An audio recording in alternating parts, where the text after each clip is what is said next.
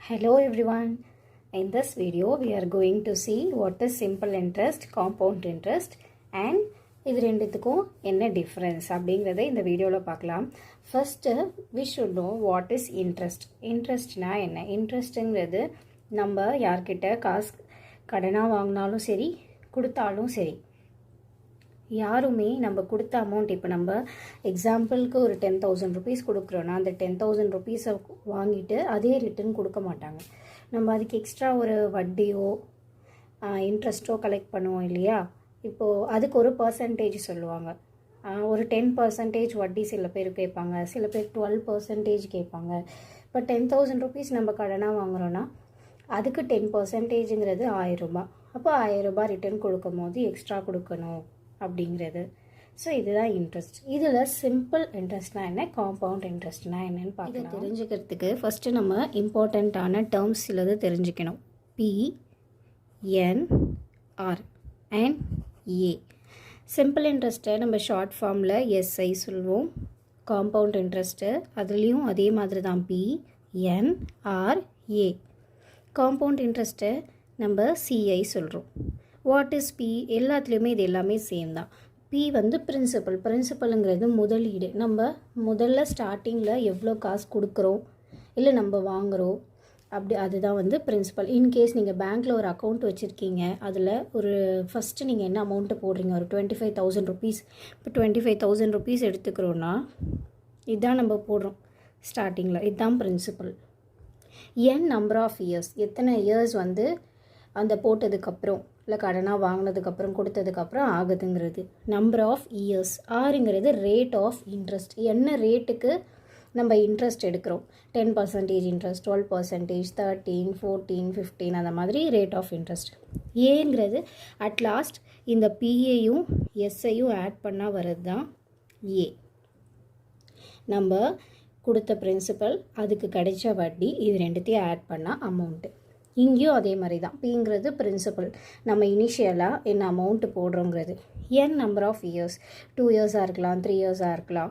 R வந்து rate of interest. ஏ வந்து same இதே மாதிரி பிரின்சிபலையும் சிஏயும் ஆட் பண்ணால் வர்றது அமௌண்ட். இப்போ இது ரெண்டுத்துக்கு என்ன டிஃப்ரென்ஸ்னு பார்க்கலாம். First simple interest. இப்போ நான் பிரின்சிபலுக்கு ஒரு 25,000 rupees எடுத்துக்கிறேன்.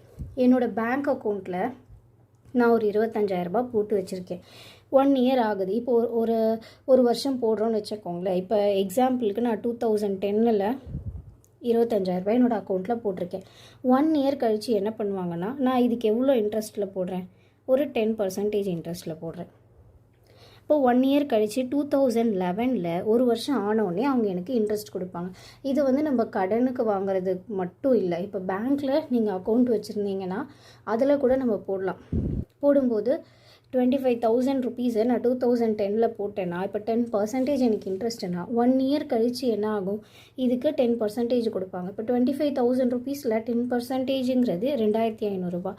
அப்போ 2011 எனக்கு எவ்வளோ காசு இருக்கும்னா, நான் போட்ட 25,000 ப்ளஸ் இதான 10% வந்து 2,500 rupees. இப்போ டோட்டலாக எவ்வளோ இருக்கும்னா 27,500 rupees இருக்கும். இது 2011 என்னோடய அக்கௌண்ட்டில் இருக்கும். இப்போ 2012க்கு வந்துடலாம். அடுத்தது 2012 திரும்பி ஒரு 10%. ஏன்னா ஒரு வருஷத்துக்கு தான் பர்சன்டேஜ் வந்து இன்க்ரீஸ் பண்ணுவாங்க.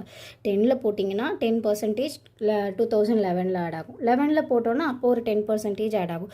அப்போது சேம் இந்த அமௌண்ட்டுக்கு எவ்வளோ 10% 2,500 ரூபாய். அப்போது நம்மளுக்கு 3வது வருஷம் ஆல்ரெடி எவ்வளோ அமௌண்ட் இருக்குது, 27,500 ரூபாய். அது கூட இதோட 10% வந்து 2,500 ரூபாய் ஆட் ஆகும். இப்போ எவ்வளோ இருக்கும் என்னோடய அக்கௌண்ட்லன்னு பார்த்தீங்கன்னா 30,000 ரூபாய் இருக்கும். ஸோ இது வந்து சிம்பிள் இன்ட்ரெஸ்ட். அது என்னன்னா வருஷம் நம்ம போட்ட பிரின்சிபலுக்கான 10% மட்டும் ஆட் பண்ணிகிட்டே வருவாங்க. உங்களோட 25,000 ரூபாய் அக்கௌண்ட்லேயே இருக்கும். முதல் வருஷம் ஒரு 2,500 ரூபாய் ஆட் ஆகும். அடுத்த வருஷம் இன்னும் 2,500 ரூபாய் ஆட் ஆகும். 3வது வருஷம் ஒரு 2,500 ரூபாய். அந்த மாதிரி நீங்கள் எத்தனை வருஷத்துக்கு வச்சுருக்கீங்களோ அத்தனை டைம்ஸ் அது வந்து ஆட் ஆகிட்டே போகும். இப்போ காம்பவுண்ட் இன்ட்ரெஸ்ட்டுக்கு வரலாம். காம்பவுண்ட் இன்ட்ரெஸ்ட்டுங்கிறது சேம். இப்போ நான் இதே ஒரு 25,000 ரூபாய் எடுத்துக்கிறேன், என்னோடய அக்கௌண்ட்டில் போட்டிருக்கேன். இது 2010 போடுறேன். சேம் 10% தான் எனக்கு இங்கே வந்து ரேட் ஆஃப் இன்ட்ரெஸ்ட். அப்போ முதல் வருஷம் என்ன ஆகும், இந்த ஒரு வருஷம் முடிஞ்சோடனே 2011 இது கூட 10% ஆட் பண்ணால் நம்மளுக்கு எவ்வளோ கிடைக்கும்? 27,500 இதுக்கப்புறம் 2012க்கு வந்துடுங்க. 2012 எப்படி ஆட் ஆகும்னு பார்க்கணும். இப்போது 10% நம்மளுக்கு ஆட் பண்ணுவாங்க. அவங்க 10% எதுக்கு கண்டுபிடிப்பாங்கன்னா, நம்ம இனிஷியலாக போட்டு 25,000 கண்டுபிடிக்க மாட்டாங்க. ஒரு வருஷம் கழித்து எவ்வளோ அமௌண்ட் இருக்குது? 27,500 rupees இருக்கா? ஸோ இதுக்கான 10% எவ்வளோன்னு கண்டுபிடிச்சி ஆட் பண்ணுவாங்க. உங்களுக்கு டிஃப்ரென்ஸ் புரியுதா? இதை சிம்பிள் இன்ட்ரெஸ்ட்டில் எல்லா வருஷமும் நம்ம எவ்வளோ காசு போட்டோமோ அதுக்கான 10% மட்டும் ஆட் பண்ணிகிட்டே வருவாங்க. இங்கே என்ன பண்ணுவாங்கன்னா, இப்போ ஒரு வருஷம் முடிஞ்சு போச்சு, ஒரு வருஷம் ஆட் ஆன உடனே 2,500 rupees ஆட் பண்ணால் நம்மளுக்கு 27,000 rupees 500 ஆகிடுச்சு. இதுக்கான 10% எவ்வளோ? இதுக்கான 10% வந்து சம்திங் 2,750 வரும். இல்லை இப்போ 25,000 நம்மளுக்கு 2,500 வருதுன்னா 27,000 சம்திங் ஒரு 2,700 rupees வரலாம். இப்போ இதை ஆட் பண்ணி இங்கே போடுவாங்க. அப்போ ஆட் பண்ணால் என்ன வரும் பாருங்கள்? 0 0 5 + 7 12 3 + 2 10 1 30,200 rupees.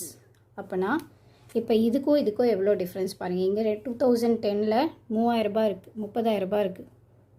இங்கே 2012 30,200 இருக்குது. இப்போ அடுத்த வருஷம் என்ன பண்ணுவாங்கன்னா 2013 இதுக்கான 10% எவ்வளோன்னு கண்டுபிடிச்சி ஆட் பண்ணுவாங்க. இப்போ 30,000 10%னா 3,000 ஆட் ஆகும். ஆனால் இங்கே பார்த்தீங்கன்னா திரும்பி அதே 2,500 தான் ஆட் பண்ணுவாங்க. இதுதான் சிம்பிள் இன்ட்ரெஸ்ட்டுக்கும் காம்பவுண்ட் இன்ட்ரெஸ்ட்டுக்கும் டிஃப்ரென்ஸ். சிம்பிள் இன்ட்ரெஸ்ட்டுங்கிறது நம்ம இனிஷியலாக எவ்வளோ அமௌண்ட்டு போட்டோம்? 2,500 rupees. இதுக்கு 10%ங்கிறது ஸ்டாண்டர்டாக 2,500 மட்டும்தான். இதுதான் எல்லா வருஷமும் ஆட் ஆகிட்டே வரும். ஆனால் காம்பவுண்ட் இன்ட்ரெஸ்ட்டில் அப்படி இல்லை. ஃபஸ்ட்டு வருஷம் இதுக்கான 10% ஆட் பண்ணுவாங்க. செகண்ட் வருஷம் இதுக்கு 10% ஆட் எவ்வளவோ அதை கண்டுபிடிச்சி ஆட் பண்ணுவாங்க. தேர்ட் இயர் லாஸ்ட்டாக என்ன அமௌண்ட் இருக்கோ அதுக்கான 10%. அப்போது இதில் இன்ட்ரெஸ்ட் வந்து ஜாஸ்தி கிடைக்கும் நமக்கு. இப்போ இது ரெண்டுத்துக்கும் ஃபைன் பண்ணுறதுக்கு என்ன, இந்த மாதிரி நம்ம ஒவ்வொரு டைமும் கண்டுபிடிச்சி ஆட் பண்ணணும்னு அவசியம் இல்லை. இதுக்கு ஸ்ட்ரைட்டாக ஃபைன் பண்ண ஃபார்முலாஸ் இருக்குது. சிம்பிள் இன்ட்ரெஸ்ட்டுக்கு ஃபார்முலா SI = PNR/100. P இதுனா principal, N number of years, Rனா ரேட் ஆஃப் இன்ட்ரெஸ்ட் பை 100. இப்போ 3 வருஷம் கழிச்சு அமௌண்ட் எவ்வளோ இருக்குன்னு கண்டுபிடிக்கணும்னா நம்ம இதில் சப்ஸ்டியூட் பண்ணி ஃபைன் பண்ணிக்கலாம். காம்பவுண்ட் இன்ட்ரெஸ்ட்டுக்கு ஃபார்முலா P × 1 + R/100 × (n). இது வந்து சிம்பிள் இன்ட்ரெஸ்ட்டோட ஃபார்முலா. இன்கேஸ் இது ரெண்டுத்துக்கும் டிஃப்ரென்ஸ் எவ்வளோ வரும்?